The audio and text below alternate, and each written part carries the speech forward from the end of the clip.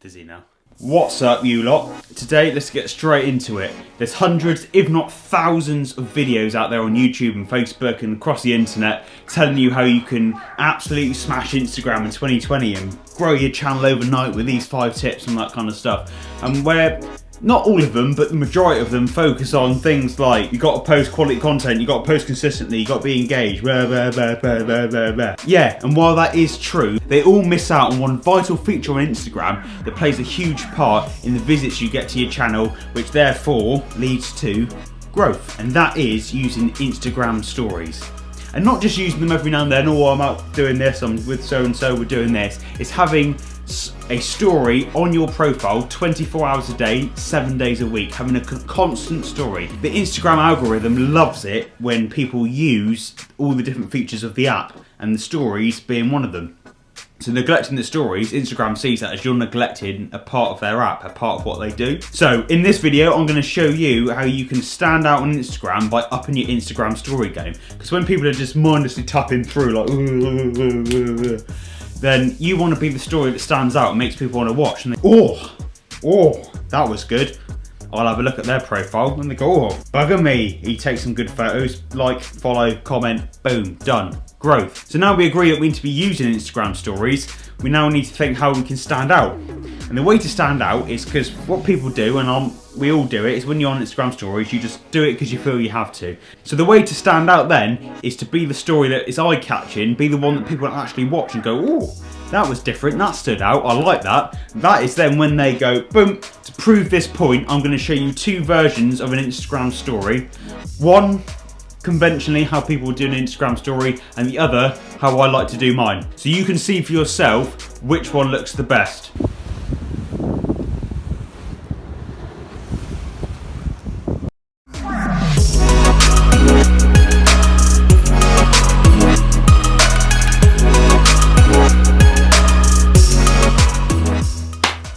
You spot the difference? Yes, the phone one of me waving it around is a little bit over-egged of potentially what you might be doing, but it is the standard way that people tend to do an Instagram story. And let's just wave the camera around a bit, point it at this, point it at that, boom, upload, done. It's not interesting, there's no story to it, there's just no wow factor, nothing that makes you go, oh, I want to have a look at their profile. So let's get into how we actually make these stories. I won't lie to you, I'll be completely honest from the start, it's a million times more work than just getting your phone out, going,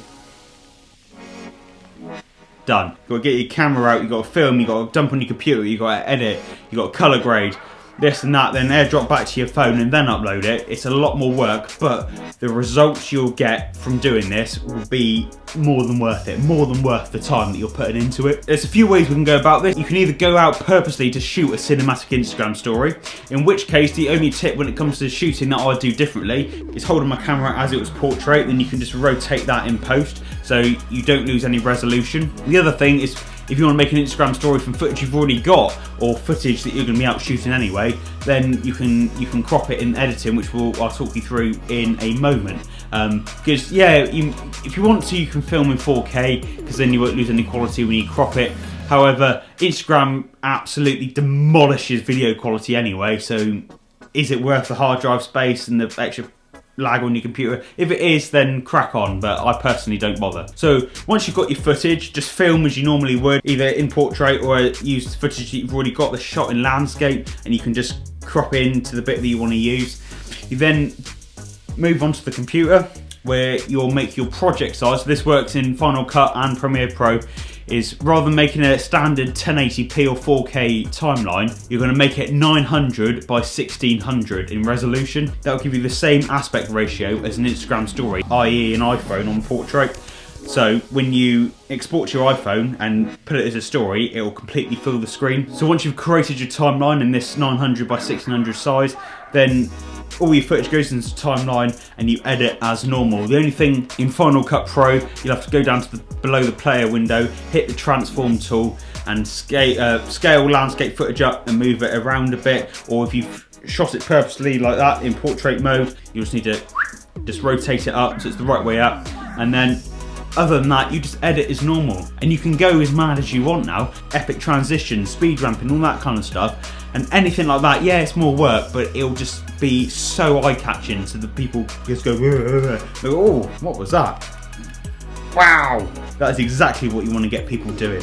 And once you've done that, just export as normal, airdrop to your iPhone or email or whatever you do with people who are weird and don't have iPhones, then upload as an Instagram story. And that's it. So that for me is a really key thing to growing on Instagram that so many people are missing out on, and that's having a story up 24/7, but having a quality story. And this is where we as creatives can go that extra mile with the gear, the knowledge and the creativity to come up with an epic Instagram story. I mean, just look what it's done to people like Jesse Driftwood. It's just like blown up, literally blown up. If you did like this video, then why not head down below, hit the like button, hit the subscribe button to see new videos just like this every single week, plus all the stuff that I've got planned for when we're actually allowed out and about on our own accord, when all of this is, you know, all this, what's going on, clears up. And yeah, I will see you in the next one.